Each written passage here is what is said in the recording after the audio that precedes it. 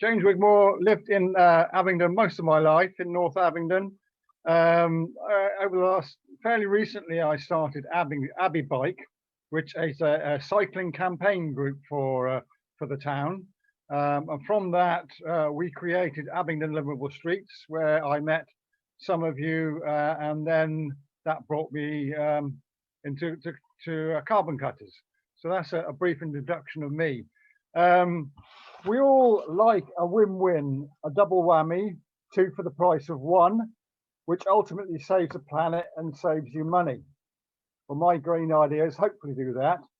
I have to point out now that my daughter has bought a house, so I'm alone, and I'm able to practice some of these extreme green actions.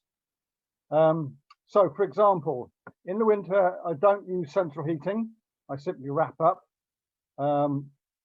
All year round, I have cold showers, and that means I don't waste water because I'm in and out pretty damn quick.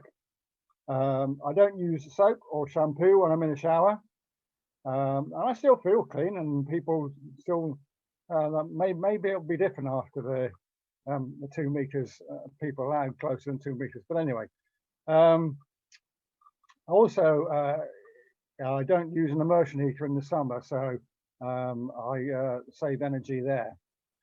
And when I'm washing up, I try and limit the amount of water I'm using to about 2 litres, try and be as economical as possible.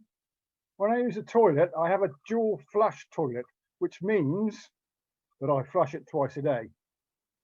It isn't a low and high flow toilet. It means it only gets twice a day flush. I'm passionate about compost. Compost is not a dirty word. It's a way of recycling your food waste.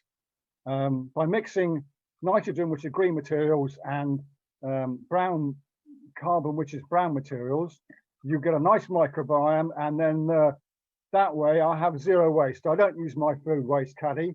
I put everything out. I even use my cardboard boxes as my cereal packet, which has got my food waste in it, and that will go into my compost bin and make lovely compost, which is, as I say, saving the planet and saving my pocket. And I'm passionate about it, so I could go on for too long. But if you want another session on that, then book me in. I multi-bake, so that means I batch cook. I will cook sort of 5 or 6 meals at once, and then I can deep freeze them. And if I do that several times, then when I go to my freezer, I've got a variety of food. So that means I can bake sort of. Well, if I bake something, I will do a cake, and I will do something else, a roast in the oven. So when I'm using the oven, it is only being heated up. It's being heated up for more than one thing. I use a pressure cooker, because again, that heats things up quicker and uses less energy.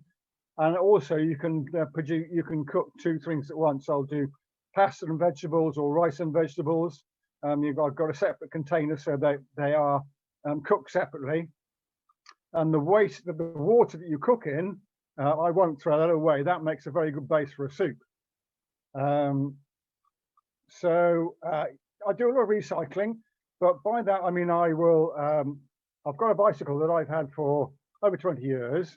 And rather than selling it and getting a new one, I took it to a very good cycle shop, and they simply replaced the parts on it that were getting old and ancient, and made it safe again. I'm doing the same with my kitchen. I'm getting a new kitchen, but I'm not getting the whole thing replaced. I'm just getting a new kitchen worktop, and I'm keeping the cupboards. So I'm saving myself money, and I'm saving having to waste a lot of material with new cupboards, etc. I use a pusher mower because, like cycling, that doesn't use any fuel apart from my own, so it's good for me and good for the environment. I even have a scooter. Now, that is not electric, it is propelled by me. It's a push scooter, and I am surprised that more bike shops don't sell them. I really enjoy it, and I can zip down into town, do a bit of shopping, and zip back. And I've got my exercise, and I haven't polluted the atmosphere. This is your 1 minute call, James. I'm blown out of steam anyway, so don't worry. 1 I'm minute, about thank there. you. Yeah, I think that'll probably do anyway. So I didn't notice any questions. Okay, we'll take the questions in a minute after the next two, if that's right. Thank you very much, James. A big clap. Thank you. Right, then there's a question for James from Margaret. James, if you compost everything, do you have a problem with vermin? No, because my technique, I used to have the composters that make a nice little nest area for all the vermin. But what I do is I simply bag it and stack those bags, and then I will at least once a month I will go and rotate those bags, which just then disturbs anything that might be there, and also it helps break down what is in there, because compost, to make it it needs mixing, or turning. So I'll do that. I'm actually a qualified gardener, so I actually do this for a lot of my clients.